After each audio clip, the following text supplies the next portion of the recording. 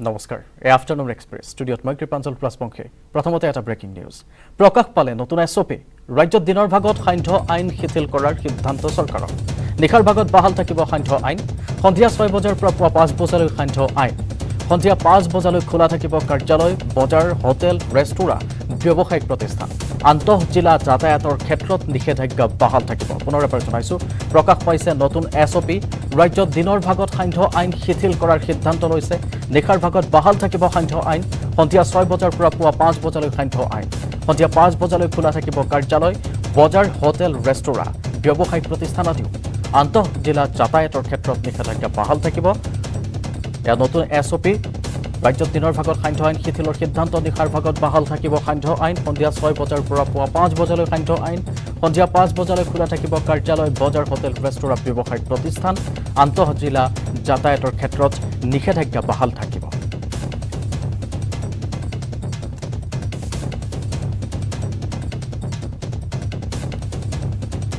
আমি জনাইছো প্ৰকাশ পাইছে নতুন এছঅপি ৰাজ্যত দিনৰ ভাগত সান্ধ্য আইন শিথিল কৰি দিয়া হৈছে নিশাৰ ভাগত বাহাল থাকিব সান্ধ্য আইন বুলি জনাইছে চৰকাৰে এছঅপিত প্ৰকাশ কৰিছে সেই তথ্য সন্ধিয়া 6 বজাৰ পৰা পুৱা 5 বজালৈ সান্ধ্য আইন শিথিল কৰা হৈছে সন্ধিয়া 5 বজালৈ খোলা থাকিব পাৰিব কাৰ্যালয় বজাৰ হোটেল ৰেষ্টুৰা ব্যৱসায়িক প্ৰতিষ্ঠান ইত্যাদিসমূহ আন্তঃ জিলা যাতায়াতৰ ক্ষেত্ৰত নিষেধাজ্ঞা পূৰ্বৰ দৰে থাকিব বাহাল থাকিব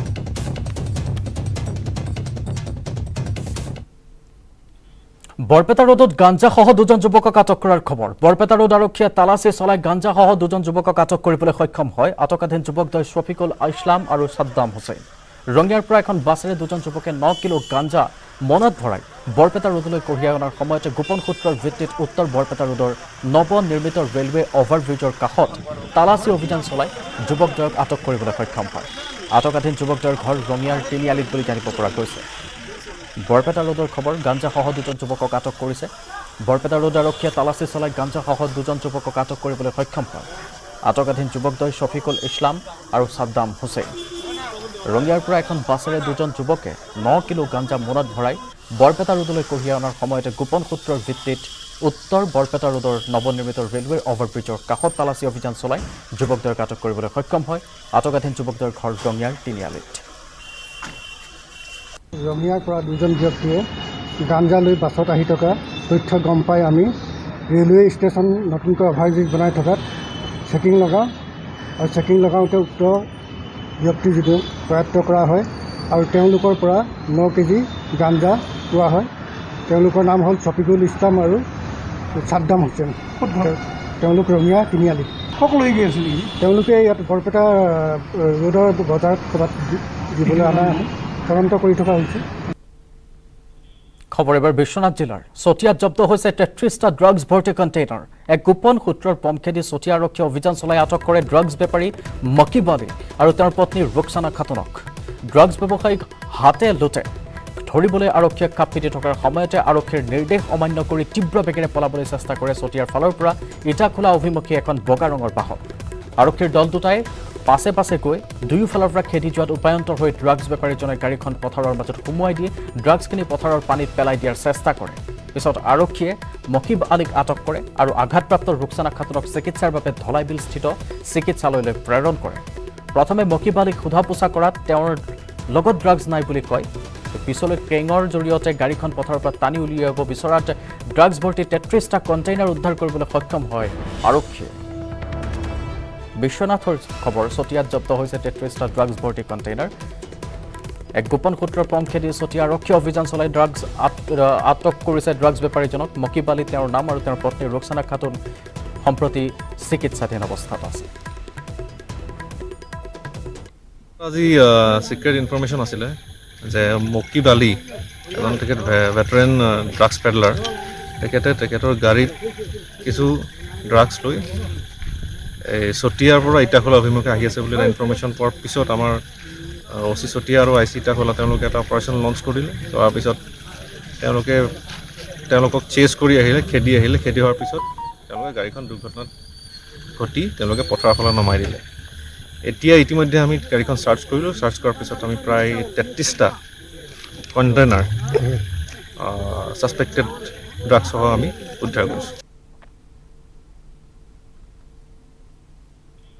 একেদিতে চাওঁহক ৰাজ্যৰ কেইবাটাও টুকুৰা খবৰ পলকতে সৰু পথাৰত ধনশিৰি মহকুমা ছাত্ৰ সন্থাৰ প্ৰতিবাদ অত্যাৱশ্যকীয় সামগ্ৰীৰ আকাশলংঘী মূল্য বৃদ্ধিৰ বিৰুদ্ধে ধনশিৰি মহকুমাৰ মহকুমাধিপতি কাৰ্যালয়ৰ সন্মুখত প্ৰতিবাদ সাব্যস্ত কৰিছে ছাত্ৰ সন্থাই মানৱ শৃংখল কৰি মূল্য বৃদ্ধিৰ বিৰুদ্ধে প্ৰতিবাদ সাব্যস্ত কৰিছে পেট্ৰল ডিজেল মিঠাতেল আদিকে ধৰি অত্যাৱশ্যকীয় সামগ্ৰীৰ আকাশলংঘী মূল্য বৃদ্ধি নিয়ন্ত্ৰণত চৰকাৰখন চূড়ান্তভাৱে ব্যৰ্থ হোৱাৰ অভিযোগ তুলিছে ছাত্ৰ সন্থাই খবৰ হোজাৰ গান্ধী বিদ্যাপীঠ হাইস্কুলত ছাত্ৰ-ছাত্ৰীয়ে উত্তাল প্ৰতিবাদ সাব্যস্ত কৰিছে হাইস্কুল শিক্ষান্ত পৰীক্ষাত অনুতীৰ্ণ ছাত্ৰ-ছাত্ৰীসকলক উত্তীৰ্ণ কৰাই দিয়াৰ দাবীত সাব্যস্ত হৈছে এই প্ৰতিবাদী ছাত্ৰ-ছাত্ৰীয়ে বিদ্যালয়ৰ প্ৰৱেশ গেটত বহি ৰূপায়ণ কৰিছে এই প্ৰতিবাদী কাৰ্যসূচী প্ৰধান শিক্ষকে অনুতীৰ্ণ ছাত্ৰ-ছাত্ৰীক মাৰ্কশ্বিটো নিদিয়াৰো অভিযোগ তুলি প্ৰধান শিক্ষক মুৰ্দাবাদ ধ্বনিত উত্তাল কৰি তোলে বিদ্যালয়ৰ চৌহদ মূল্যবৃদ্ধি ৰোধ কৰা কৃষি আইন বাতিল ৰাজহুৱা খণ্ড বিক্ৰীৰ বিৰুদ্ধে আজি ৰঙাপাৰাত চিটুৱে আইন অমান্য আন্দোলন প্ৰতিবাদী কাৰ্যসূচী পালন কৰে পেট্ৰল ডিজেলকে ধৰি অত্যাৱশ্যকীয় সামগ্ৰীৰ মূল্য বৃদ্ধি হ্ৰাস কৰা শ্ৰমিকসকলক অধিকাৰ হৰণকাৰী শ্ৰমিক সংহিতা বাতিল কৰা শ্ৰমিকৰ বকেয়া ধন শীঘ্ৰে আদায় দিয়া কৃষি ক'লা আইন প্ৰত্যাহাৰ কৰা কাগজ কলৰ নিলাম বন্ধ কৰাৰ লগতে কৰ্মচাৰীসকলৰ বকেয়া ধন শীঘ্ৰে আদায় দিয়াৰ দাবী জনাইছে তেওঁলোকে অতি শীঘ্ৰে সমস্যাসমূহ সমাধান কৰিবলৈ চৰকাৰক দাবী জনাইছে ৰঙিয়াৰ খবৰ আইন অমান্য কাৰ্যসূচী গ্ৰহণ কৰিছে চিটুৱে AIKS মূলত অত্যাৱশ্যকীয় সামগ্ৰীৰ আকাশলংঘী মূল্যবৃদ্ধি শ্ৰম আইন সংশোধন প্ৰক্ৰিয়া বন্ধ কৰা তিনি কৃষি আইন প্ৰত্যাহাৰ কৰা বিভিন্ন আঁচনিৰ কৰ্মীসকলৰ মাননি বৃদ্ধি কৰা কোভিডৰ টীকাকৰণৰ ব্যৱস্থা অধিক সুচল কৰি তোলা আদি বিভিন্ন দাবী জনাই প্ৰতিবাদকাৰীসকলে ৰঙিয়াৰ চক্ৰ বিষয়াৰ কাৰ্যালয়লৈ সমদল কৰি যায় চক্ৰ বিষয়াৰ নিৰ্দেশ মৰ্মে আৰক্ষীয়ে প্ৰতিবাদকাৰীসকলক আটক কৰে খবৰ কলিয়াবৰৰ মিছামুখত 3 দিনৰ ভিতৰতে নতুন ট্ৰান্সফৰ্মাৰ সংস্থাপন কৰি শক্তি বিভাগে প্ৰদান কৰে বিদ্যুৎ সেৱা বিদ্যুতৰ নিম্ন ভল্টেজৰ বাবে নিশা হতে অন্ধকাৰত ডুব গৈছিল কলিয়াবৰৰ মিছামুখ গাঁও যাৰ ফলত অসুবিধাৰ সন্মুখীন হ'ব লগা হৈছিল ছাত্ৰ-ছাত্ৰী সাধাৰণ ৰাইজ আদিসমূহে উৎকট গৰমত বিনিদ্ৰৰ ৰজনী পাৰ কৰিব লগা হৈছিল গাঁওখনৰ ৰাইজে বিভাগীয় বিষয়া কৰ্মচাৰী শক্তি মন্ত্ৰীক বহুবাৰ আবেদন কৰিও সুফল লাভ কৰা নাছিল কলিয়াবৰৰ মিছামুখ গাঁও ৰাইজে অৱশেষত নিউজ 18ত বাতৰি সম্প্ৰচাৰিত হোৱাৰ পিছতে শক্তি বিভাগে স্থাপন কৰিলে নতুন ট্ৰান্সফৰ্মাৰ সংবাদ মাধ্যমৰ লগতে মন্ত্ৰী বিমল বৰা আৰু কেশৱ মহন্তক ধন্যবাদ জনালে মিছামুখবাসীয়ে খবৰ এবাৰ মুছলপুৰৰ বাক্সাত চৰকাৰী আঁচনিলৈ বাট নাচাই পথ মেৰামতিৰ বাবে ওলাই আহিল ৰাইজ স্বাধীনতাৰ ৭৪ বছৰ পিছতো জৰাজীৰ্ণ পথে জমৰ যাতনা দিছে অঞ্চলবাসী এই দৃশ্য বাক্সা জিলাৰ 63 নং চাপাগুৰি বিধানসভা সমষ্টিৰ অন্তৰ্গত ভূটাংখুটিৰ বাৰিষা হ'লে যাতায়াতৰ নামত চৰম যাতনা ভোগ কৰিব লাগে অঞ্চলটোৰ ৰাইজে আবেদন নিবেদন কৰিও কোনো সুফল নোপোৱাত গাঁৱৰ ৰাইজ ওলাই আহি মেৰামতি কৰে বিধ্বস্ত পথছোৱা পুনৰ খবৰ হোজাৰ জিলাৰ 2 নং কাকিৰ ৰামপুৰ গাঁৱত নিশা বাঘৰ আতংক নিশা গাঁওবাসীয়ে এটা বাঘ দেখা পোৱা বুলি চৌদিশে খবৰ বিয়পি পৰাৰ পিছতে ঘটনাস্থলীত উপস্থিত হয় বন বিভাগৰ লোক গাঁওখনৰ পথৰ দাঁতিৰ পথাৰত ভৰিৰ চিন স্পষ্টকৈ দেখা পোৱাত এয়া বাঘৰ ভৰিৰ চিন বুলি সন্দেহ কৰিছে গাঁওবাসীয়ে ইপিনে ভৰিৰ চিনটো বাঘৰ নে অইন কোনোবা জন্তুৰ সেই বিষয়ে এতিয়াও অৱগত হ'ব পৰা নাই বা উলিয়াব পৰা নাই কোনো তথ্য বন বিভাগেও খবৰ এবাৰ মিছামাৰীত শোণিতপুৰৰ মিছামাৰীত বন বিভাগৰ অভিযানত অবৈধ শিল বালি কঢ়িওৱা এখন মিনি ট্ৰাক আৰু এখন ট্ৰেক্টৰ জব্দ কৰা হৈছে আমাৰীবাৰী বনাঞ্চলিক বিষয়া আৰু গাভৰুখণ্ড বন বিষয়া কাৰ্যালয়ৰ নেতৃত্বত টহলদাৰী বন কৰ্মীৰ দলে পুৱাই মিছামাৰীৰ নেপালী বস্তিত অভিযান চলাই বেলচিৰি নৈৰ অবৈধ শিল বালি সৰবৰাহ কৰা মিনি ট্ৰাকসহ এখন ট্ৰেক্টৰ জব্দ কৰে উল্লেখযোগ্য যে মিছামাৰী অঞ্চলত বেলচিৰি নৈৰ পৰা এনেদৰে নিতৌ অবৈধভাৱে শিল বালি সৰবৰাহ কৰি আহিছে একাংশই খবৰ গোৱালপাৰা জিলাৰ চেণ্ট্ৰেল টেট উত্তীৰ্ণ প্ৰাৰ্থীসকলে আজি জিলা সাংবাদিক সন্থাৰ কাৰ্যালয়ৰ সন্মুখত বিভিন্ন শ্লোগানেৰে উত্তাল কৰি প্ৰতিবাদীসকলে চেণ্ট্ৰেল টেট প্ৰাৰ্থীসকলক নিযুক্তি প্ৰদানৰ ব্যৱস্থা কৰক চেণ্ট্ৰেল টেট প্ৰাৰ্থীসকলক লৈ চৰকাৰী স্থিতি স্পষ্ট কৰক আদি শ্লোগানেৰে উত্তাল প্ৰতিবাদী কাৰ্যসূচী ৰূপায়ণ কৰে প্ৰতিবাদী কাৰ্যসূচীৰ জৰিয়তে শীঘ্ৰেই চেণ্ট্ৰেল টেট প্ৰাৰ্থীসকলক নিযুক্তি প্ৰদানৰ ব্যৱস্থা গ্ৰহণ নকৰিলে সমূহীয়া আত্মজাহৰ ভাবুকি দিয়ে তেওঁলোকে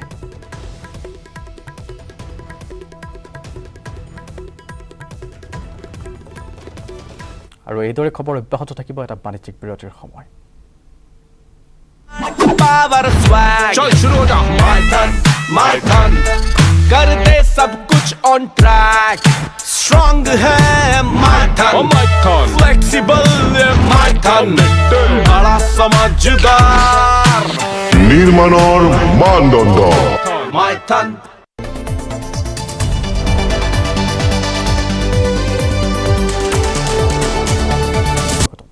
26 বছৰে পৰিত্যক্ত হৈ ৰল ঢেকিয়াজুলি দুগ্ধ শীতলীকৰণ প্ৰকল্পটো আনকি নতুনকৈ স্থাপন কৰা যন্ত্ৰপাতিও কাম আৰম্ভ নকৰাকৈ নষ্ট হ'বলৈ আৰম্ভ কৰিছে 1975 চনত ঢেকিয়াজুলি আৰু বৰছলা সমষ্টিৰ সীমাত অৱস্থিত পলাশবস্তি গাঁৱত প্ৰায় 30 বিঘা মাটিত স্থাপন কৰা হৈছিল এই দুগ্ধ শীতলীকৰণ প্ৰকল্পটো কিন্তু 1994 চনত অজ্ঞাত কাৰণবশতঃ বন্ধ কৰি দিয়া হয় গাখীৰ ক্ৰয় বিক্ৰয় কাৰ্য। ইয়াৰ লগে লগে উপযুক্ত বজাৰৰ অভাৱত বৰছলা আৰু ঢেকিয়াজুলি সমষ্টিৰ ব্যক্তিগত দুগ্ধ পাম্পসমূহ বন্ধ হৈ পৰে। আনকি ব্যৱসায়িক ভিত্তিত নিজৰ ঘৰতে জাৰ্চি গাই পালন কৰিবলৈকো বাদ দিব লগা হয় গাঁৱৰ গোপালকসকলে। প্ৰকল্পটো পুনৰুজ্জীৱিতকৰণ কৰি দুগ্ধপালকসকলক সকাহ দিবলৈ চৰকাৰক দাবী জনাইছে অসম জাতীয়তাবাদী যুৱ ছাত্ৰ পৰিষদৰ ঢেকিয়াজুলি আঞ্চলিক সমিতিয়ে। আৰু তেওঁলোকৰ কি আছে দাবী আমাক সবিশেষ জনাব আমাৰ সাংবাদিক হৰেণ ভূমিজাই। নিশ্চয়কৈ বিজেপি নেতৃত্বাধীন চৰকাৰখনে ৰাজ্যত গো সুৰক্ষা বিধেয়ক উত্থাপন কৰি গ্ৰামাঞ্চলত গাখীৰৰ উৎপাদন বৃদ্ধি কৰাৰ যি লক্ষ্য লৈছে, তেনে সময়তে ঢেকিয়াজুলি অঞ্চলত বছৰ বছৰ ধৰি বন্ধ হৈ পৰি আছে দুগ্ধ শীতলীকৰণ প্ৰকল্প। আমি কথা পাতিব চেষ্টা কৰিম। কি ক'ব এই বিষয়ে? হয়, আপোনালোকে এই মৃতপ্ৰায় প্ৰকল্পটোৰ নিউজ সংগ্ৰহ কৰিবৰ কাৰণে ধন্যবাদ জনাইছোঁ। আমি অসম জাতীয়তাবাদী যুৱ ছাত্ৰ পৰিষদৰ ঢেকিয়াজুলি আঞ্চলিক সমিতিয়ে যোৱা প্ৰায় এটা দশক ধৰি ঢেকিয়াজুলিৰ এই উল্লেখযোগ্য প্ৰকল্পটো পুনৰুজ্জীৱিত কৰিবৰ কাৰণে আমি অসম চৰকাৰক দাবী জনাই আহিছিলোঁ। আমি দেখিছিলোঁ ইয়াত যে এই প্ৰকল্প পুনৰুজ্জীৱিত কৰিবৰ কাৰণে আৰু নতুন নতুন আঁচনি চৰকাৰে ইয়াত গ্ৰহণ কৰিছিলে। বহুত কোটি কোটি টকা খৰচ কৰিলে, বাউণ্ডেৰী ৱাল নিৰ্মাণ কৰা হ'ল, ভিতৰত বিভিন্ন অত্যাধুনিক নতুন নতুন যন্ত্ৰপাতি ক্ৰয় কৰা হ'ল আজিৰ পৰা প্ৰায় 10 বছৰ পূৰ্বে। তাৰপিছতো এই ৰহস্যজনকভাৱে এই প্ৰকল্পটো আজিলৈকে মুকলি কৰা নহ'ল। আমি অসম চৰকাৰক এতিয়াও বিজেপি নেতৃত্বাধীন সৰ্বানন্দ সোণোৱাল চৰকাৰক আমি যোৱাটো কাৰ্যকালত আমি সংবাদ মাধ্যমৰ জৰিয়তে আমি অনুৰোধ জনাইছিলোঁ এই প্ৰকল্প পুনৰ আৰম্ভ কৰিবৰ কাৰণে। এতিয়াও ডক্টৰ হিমন্ত বিশ্ব নেতৃত্বাধীন বিজেপি চৰকাৰক আমি পুনৰবাৰ অনুৰোধ জনাইছোঁ যে অচিৰে এই প্ৰকল্প পুনৰ আৰম্ভ কৰক। অবিভক্ত ঢেকিয়াজুলি ৰাজচক্ৰ এলেকাৰ যিসকল গোপালক আছে তেওঁলোকক সকাহ দিয়ক আৰু নিবনুৱা সমস্যা আমাৰ এই অঞ্চলত যিহেতু গা কৰি উঠিছে, গতিকে নিবনুৱাসকলে যাতে দুগ্ধ পাম খুলিবৰ কাৰণে উৎসাহী হয়, তেওঁলোকে যাতে গাখীৰৰ এখন উপযুক্ত বজাৰ পায়, তাৰ সুব্যৱস্থা কৰাৰ অৰ্থেই এই দুগ্ধ শীতলীকৰণ প্ৰকল্পটো অচিৰে পুনৰুজ্জীৱিত কৰাৰ পদক্ষেপ ল'বৰ কাৰণে মই অসম চৰকাৰক অনুৰোধ জনাইছোঁ। নিশ্চয়কৈ আচলতে এই যি দুগ্ধ শীতলীকৰণ প্ৰকল্পটো এনেধৰণে পৰি থকাৰ অৱস্থাত আচলতে ঢেকিয়াজুলি অঞ্চলৰ যিসকল দুগ্ধ পালক আছে সেইসকলে আচলতে শীতলীকৰণৰ অভাৱত বহু সমস্যাত তেওঁলোকে সন্মুখীন হৈ আহিছে। আৰু দুগ্ধ পালকসকলৰ যদিহে এই দুগ্ধ শীতলীকৰণ প্ৰকল্পটো পুনৰুজ্জীৱি কৰা হয় তেনেহ'লে তেওঁলোকে সকাহ লাভ কৰিব। ৰাজ্যত সক্ৰিয় মানৱ সৰবৰাহকাৰী চক্ৰ ভূটান সীমান্তৰ পৰা গুজৰাট অভিমুখে যাবলৈ ওলোৱা কিশোৰসহ 14 গৰাকী যুৱক যুৱতীক উদ্ধাৰ কৰা হৈছে। গোপন সূত্ৰৰ পঞ্চেদি ৰঙিয়া SSBৰ এটা দলে ৰঙিয়াৰ ৰেল জংচনত চলোৱা অভিযানত উদ্ধাৰ হৈছে এটি 4 বছৰীয়া শিশু, 2 কিশোৰসহ 9 যুৱক যুৱতীৰ এটা দল। গুজৰাটৰ কোম্পানীত কাম দিয়াৰ প্ৰলোভনেৰে ৰেলেৰে নিয়াৰ যুঁজা চলাইছিল সৰবৰাহকাৰীয়ে। সঞ্জীৱ বড়ো নামৰ এজন সৰবৰাহকাৰীক আটক কৰি ৰেল আৰক্ষীক সমঝাই দিছে SSBয়ে। ৰঙিয়াৰ ৰেল জংচনত ৰেলৰ বাবে অপেক্ষা কৰি থকা অৱস্থাত আটাইকেইগৰাকী যুৱক যুৱতীক সৰবৰাহকাৰীৰ কবলৰ পৰা উদ্ধাৰ কৰা হৈছে।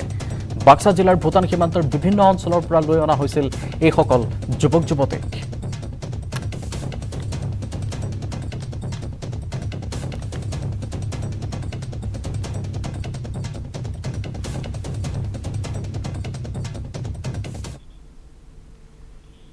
চেনিটাইজাৰ কি হানিকাৰক নেকি? ভেকচিনে কি আপোনাৰ DNA সলাই দিব নেকি? টিকা ল'লে আপোনালৈ COVID-19 সংক্ৰমিত হ'ব নেকি? এনে কিছু প্ৰশ্ন আপোনাৰ মনলৈ আহে নেকি?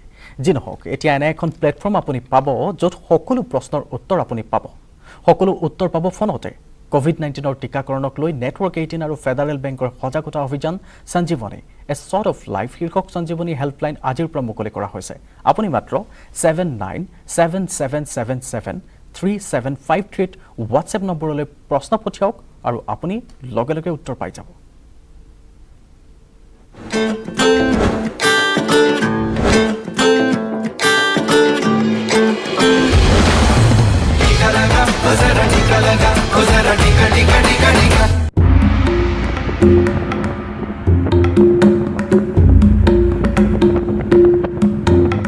Meet Sona Yadav, the sole Anganwadi worker in Rajpura. Sona says when the pandemic struck, people were so scared they would just disappear. भाग क्यों जाते थे लेकिन? डर लगता था उनको कि कोरोना निकाल देंगे तो हमको हॉस्पिटल में भर्ती कर देंगे और वहाँ से हमारी डेड बॉडी आएगी कि नहीं आएगी, वहीं मर जाएंगे। उनको ऐसा भ्रम था। And the misconceptions still continue. क्या वजह क्या आप लगाना नहीं चाहते हैं? क्या होता है? डर है आपको किस चीज का? क्या वजह क्या है? नहीं हूँ वहाँ से छुट्टी लिखाई ले डॉक्टर साहब से मका बहुत ब्लड प्रेशर है। ये सही कह रहे हैं कि ये नहीं कुछ नहीं है इनको, ये लगवाना है कि इच्छुक ही नहीं। तो इसलिए हम चाहते हैं कि आप ये कराओ। बोल दो ना आप लगवाने में लगवाना वो आपके पे है पूरा। आपसे कोई किसी तरह की कोई जबरदस्ती बिल्कुल नहीं करेगा। Sona and the Sanjeevani team then explained to them the importance and benefits of vaccination. In just minutes, the collective effort enough to convince him. तो आप लगवाएंगे अभी? हाँ लगाऊँ पक्का? पक्का। But Sona Yadav faced other hurdles too. गाली गलौज भी देते थे। अब यहाँ पर तो क्या टीम लगा कर चल जाती, हमारा घर तो यहीं पर ही है। तो लोग हमको तो रात में पी कर आते थे कि क्यों लगवाए, मेरी मिसेस को क्यों लगाए, उसको बुखार चढ़ी, चलो तुम काम करने। Yes, indeed, her efforts have paid off. More than half of Rajpura now vaccinated. And the credit goes to Sona Yadav, an exemplary Anganwadi worker and a Sanjeevani champion.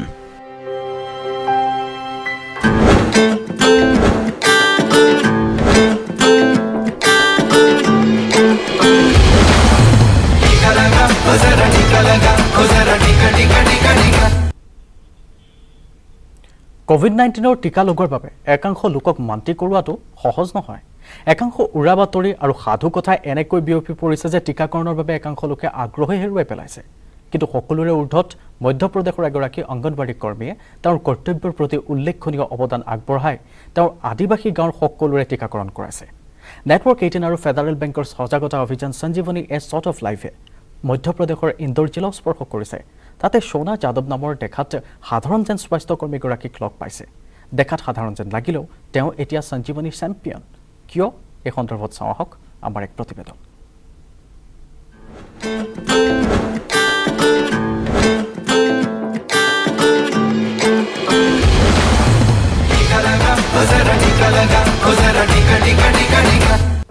ज़्यादातर उनके मन में ये डर है कि टीका लगवाने के 2 महीने के बाद हम मर जाएंगे और ये सरकार की चाल है पॉपुलेशन कम करने के लिए।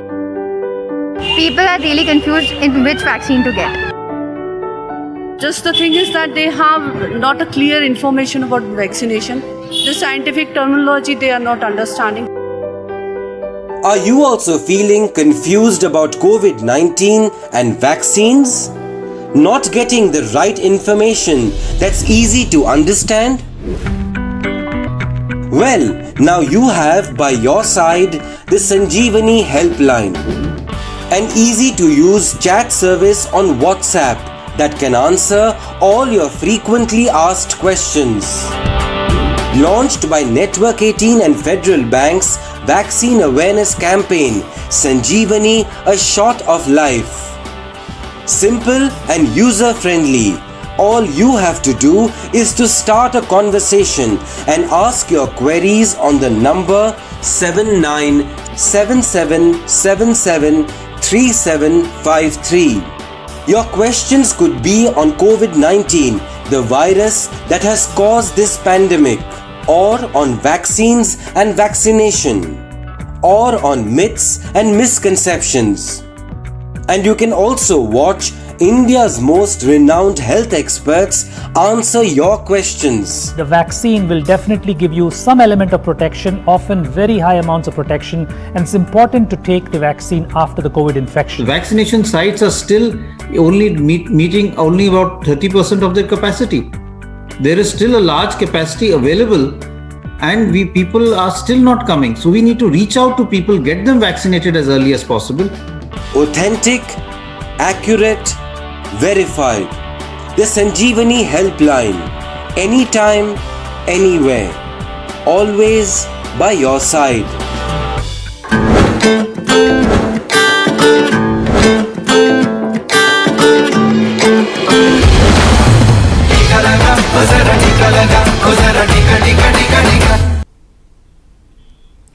নিকট ভৱিষ্যতে স্কুল কলেজসমূহ খুলিব পৰা যায়। তাৰ বাবে জম্মু কাশ্মীৰ চৰকাৰে বিভিন্ন শিক্ষানুষ্ঠানৰ শিক্ষক আৰু ছাত্ৰ ছাত্ৰীসকলৰ টিকাকৰণৰ নিৰ্দেশ জাৰি কৰিছে। ইয়াৰ পিছতে জম্মু কাশ্মীৰৰ বহু চৰকাৰী কলেজত বিশেষ টিকাকৰণ অভিযান আৰম্ভ কৰা হৈছে। আশা কৰা হৈছে এই টিকাকৰণৰ অন্তত শীঘ্ৰেই চৰকাৰী কলেজসমূহ খোলাৰ সিদ্ধান্ত গ্ৰহণ কৰিব। এই প্ৰতিবেদন আপোনালোকলৈ আগবঢ়াই আফটাৰনুন এক্সপ্ৰেছৰ পৰা মই কৃপাঞ্জলে বিদায় লৈছোঁ নমস্কাৰ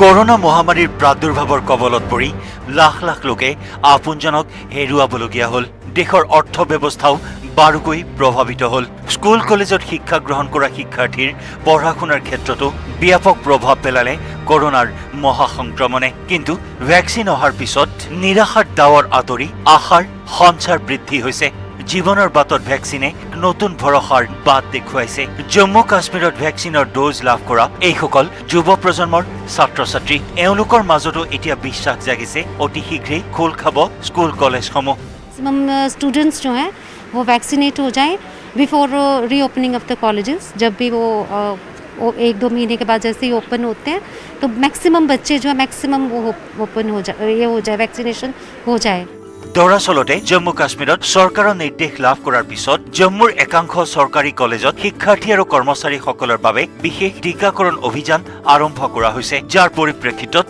চহৰৰ কেইবাখনো কলেজৰ প্ৰায় 500 ছাত্ৰ ছাত্ৰীক বিগত শুকুৰবাৰৰ দিনটোত ভ্যাকচিনৰ প্ৰথমটো ডোজ প্ৰদান কৰা হৈছে জম্মু কাশ্মীৰৰ ৰাজ্যপালৰ নিৰ্দেশ অনুসৰি এই বিশেষ টিকাকৰণ অভিযানত কলেজৰ সকলো ছাত্ৰ ছাত্ৰীক অতি শীঘ্ৰেই টিকাকৰণৰ নিৰ্দেশ প্ৰদান কৰা হৈছে हमारा टारगेट है कि हर एक व्यक्ति तक हर एक यूथ तक हम जाए अभी आज हमारे पास फर्स्ट डोज भी है सेकंड डोज भी है ছাত্ৰ ছাত্ৰীসকলৰ মাজতো এই বিশেষ টিকাকৰণ অভিযানক লৈ বিশেষ উৎসাহিত হোৱা পৰিলক্ষিত হৈছে শিক্ষাৰ্থীসকলৰ মতে অনলাইন ক্লাছ কৰি তেওঁলোক অতিষ্ঠ হৈছে চৰকাৰে স্কুল কলেজসমূহ খোলাৰ সিদ্ধান্ত গ্ৰহণ কৰিব आज वैक्सीन लगा ली है मेरी फर्स्ट डोज है क्योंकि मैक्सिमम स्टेट्स में 50% स्कूल्स ओपन हो चुके हैं तो हमारी स्टेट में नहीं हुए हैं तो मैं सबसे यही कहूँगी आप वैक्सीनेशन लगाएं और स्कूल कॉलेज कंटिन्यू करें हम सबको लगवानी चाहिए वैक्सीन अगर ये हमारे लिए स्टडीज़ के लिए ज़्यादा इंपॉर्टेंट हो गई है क्योंकि 2 साल से हमारे कॉलेजेस तो ऑफ हैं ইতিমধ্যে বহু ৰাজ্যত টিকাকৰণৰ অন্তত 50% ছাত্ৰ ছাত্ৰীৰে কলেজ খোলাৰ সিদ্ধান্ত